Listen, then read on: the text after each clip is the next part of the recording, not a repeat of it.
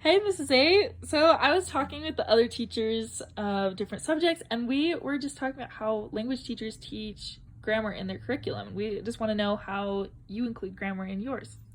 Yeah, that's a great question. So you hear about that debate where there's one side that's like, no grammar in the classroom. We only want our students to acquire the language by listening and by repeating, right? The only problem with that is they're not fully immersed in the culture and in the language. And so, like, 1 hour a day isn't enough to have them acquire the language. And then you have the other side that's like only grammar, and those teachers are afraid to have their students make mistakes. They want their students to speak perfectly, but even native speakers don't speak perfectly, you know? And so, what I prefer to stay in is, or what I prefer to do is stay in the middle, and teach grammar, but not have that be the base of my lesson. Instead, teach grammar in support of a bigger goal, of a communicative goal. Yeah, so how do you explain like communication? Like what does it mean to be communicative? Oh yeah, that's a great question, my dear friend. So communication it's when expression you can express an idea, a meaning, a belief, whatever, and then someone interprets and understands that belief. And then if they don't, then part of communication is also talking about what was misinterpreted or misunderstood. And so having a communicative goal in a classroom would be having a goal where students have a real life situation that they would need in the future or could possibly need, that requires communication.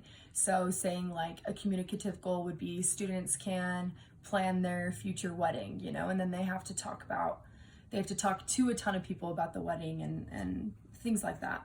Yeah, so what kind of things are included in these activities when you plan them? Like how do you plan them?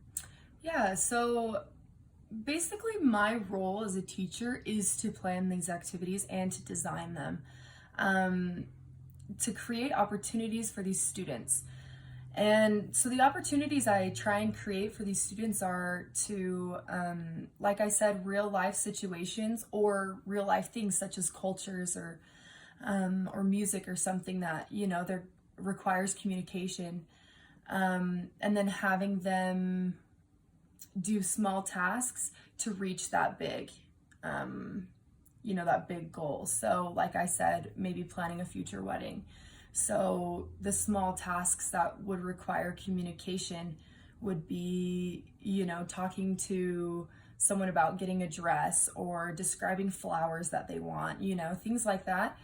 And then, before these students decide to, or before we do this activity, giving them the words, the vocabulary, and the grammar that they need in order to communicate that way.